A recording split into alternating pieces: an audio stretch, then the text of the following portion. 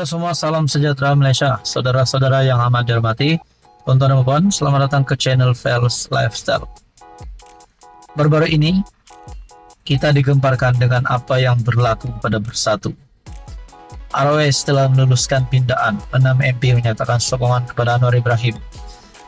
Muhyiddin Yassin yang berhadapan dengan kes mahkamah. Namun satu lagi, insiden yang mengerikan ataupun satu lagi keputusan yang mengerikan ataupun menggemparkan Muhyiddin Yassin dan Bersatu serta Perikatan Nasional, di mana mahkamah sekali lagi menolak pengurusi Perikatan Nasional itu.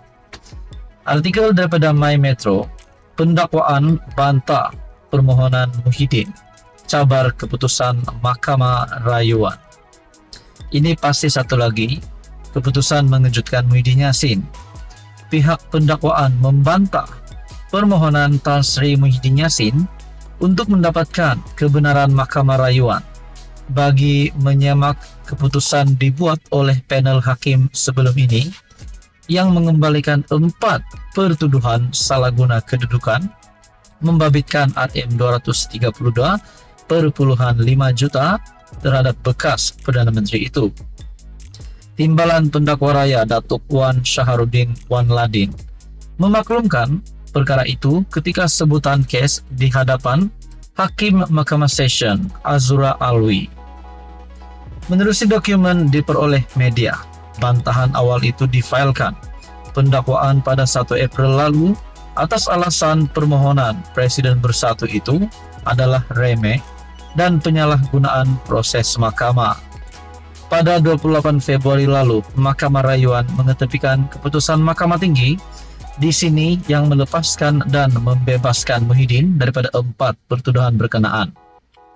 Sementara itu, semasa prosiding di Mahkamah Session, Wan Shahrudin memohon mahkamah menetapkan tarik perbicaraan dokumen berkait tarik perbicaraan berikutan pihak pendakwaan telah menyerahkan dokumen berkaitan kes kepada pembelaan minggu lalu. Mohon tarik bicara ditetapkan atas alasan pihak pembelaan tidak memfailkan permohonan untuk menangguhkan prosiding kes di Mahkamah Session, katanya. Bagaimanapun, Peguam Datuk Seri K. Kumarandran memohon mahkamah menetapkan tarik sebutan lain kerana pihak pembelaan perlu meneliti dokumen yang diperoleh pihak pendakwaan. Seorang lagi peguam Muhyiddin, Amer Hamzah Arsyad, berkata, adalah terlalu awal untuk mahkamah menetapkan tarik perbicaraan kerana mahkamah juga perlu memutuskan permohonan anak guamnya untuk membatalkan 3 pertuduhan pengubahan wang haram yang dihadapinya. Tambahan pula, terdapat permohonan oleh pihak pendakwaan untuk kes dihadapi anak guamnya, yaitu penyalahgunaan kuasa dan pengubahan wang haram dibicarakan bersama, kata peguam itu.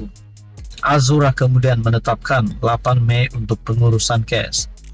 Muhyiddin, 76 tahun, sebagai Perdana Menteri ketika itu dan Presiden Bersatu, didakwa menggunakan kedudukan beliau untuk suapan berjumlah 232,5 juta ringgit Malaysia berkaitan projek Jana Wibawa daripada 3 syarikat, iaitu Bukhari Equity Sdn Bhd, Nepturis Sdn Bhd dan Mamfor Sdn Bhd, serta Datuk Azman Yusof bagi parti berkenaan.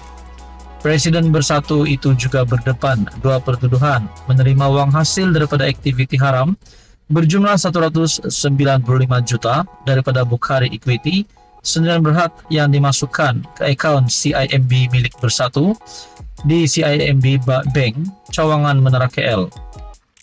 Muhyiddin juga dihadapkan ke Mahkamah Session Shah Alam pada 13 Mac tahun lepas atas pertuduhan menerima wang hasil aktiviti haram berjumlah 5 juta dan kes itu dipindahkan ke Mahkamah Session untuk dibicarakan bersama. Artikel pada 3 April.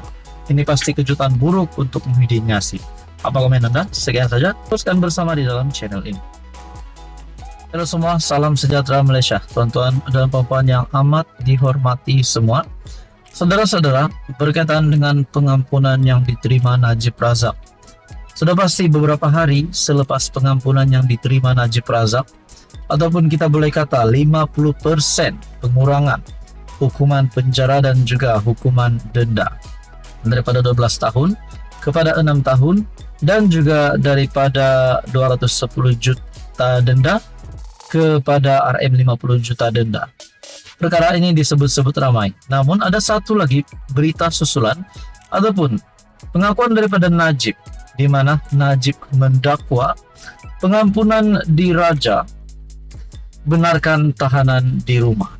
Baru-baru ini ada artikel ini daripada Malaysia Kini menyebut Najib yang mendakwa pengampunan diraja yang diterima beliau dibenarkan untuk tahanan di rumah. Nah, akhirnya terdapat satu berita susulan di mana kononnya ada satu ataupun ada saksi kritikal yang akan ikrar wujud titah Najib jalani tahanan di rumah. Nah, saudara-saudara, kalau benar, ini menurut saya, kalau benar wujud titah Najib jalani tahanan di rumah, dengan ini Najib bakal bebas daripada penjara Kajang, namun bukan bebas daripada hukuman penjara. Masih meneruskan hukuman penjara, namun menjadi tahanan di rumah.